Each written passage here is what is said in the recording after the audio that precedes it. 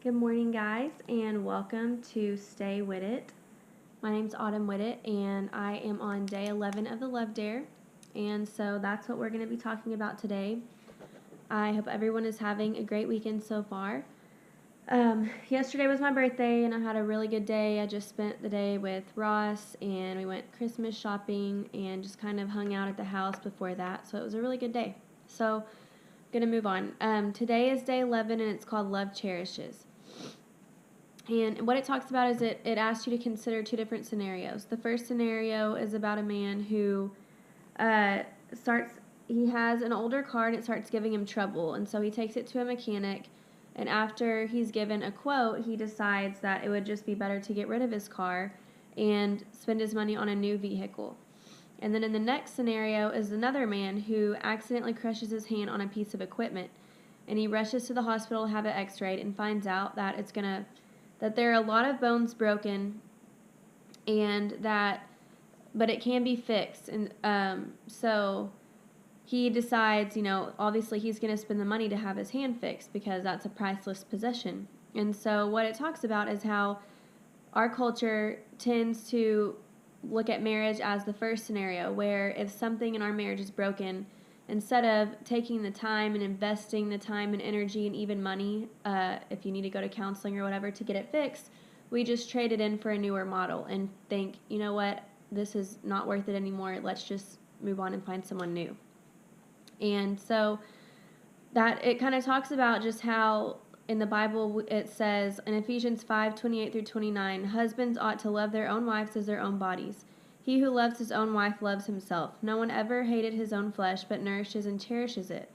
And so it's talking about cherishing your spouse and how whenever we get married, God is joining two lives into one. And so this happens not just physically and spiritually, but emotionally as well. We start sharing the same house, the same bed, the same last name.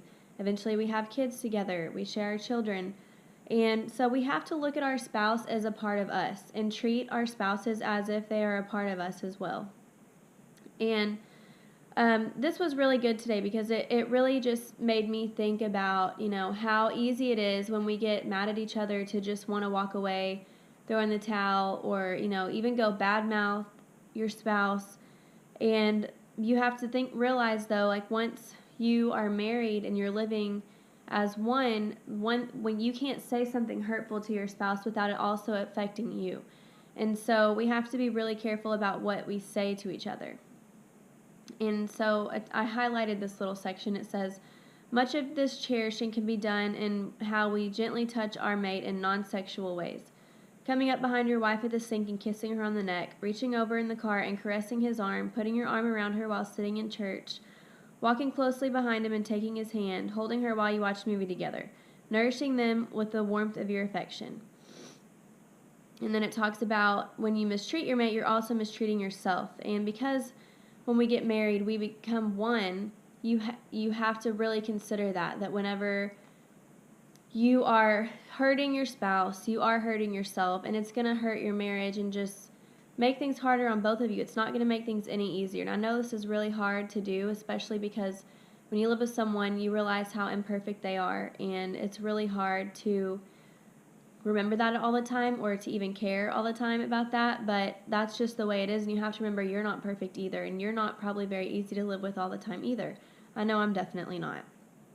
And so the dare today is to look for opportunities to bring warmth to the coldness in your spouse's life. If possible, give them an unexpected tender touch and choose a gesture that says, I cherish you, and do it with sincerity.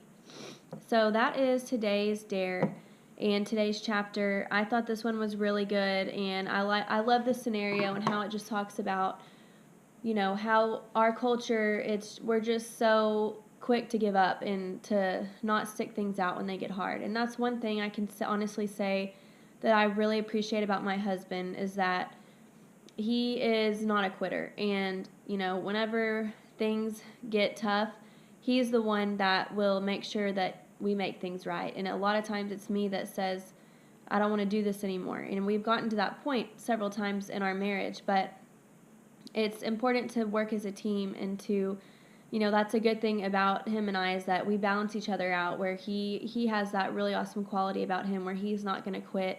So I always have this confidence that, like, we're not going to ever give up, because he would never let me walk away. And then there are other things that I'm stronger than him at that kind of balances us out. So anyways, just try to show your spouse or partner, whoever, how you cherish them, and remember that the way you're treating them is also going to come back and affect you in the same way. What you do reciprocates. So anyways, that's today's dare and chapter. I hope you'll have a great day and a great week this upcoming week, and a Merry Christmas, and I hope everyone stays warm. Bye.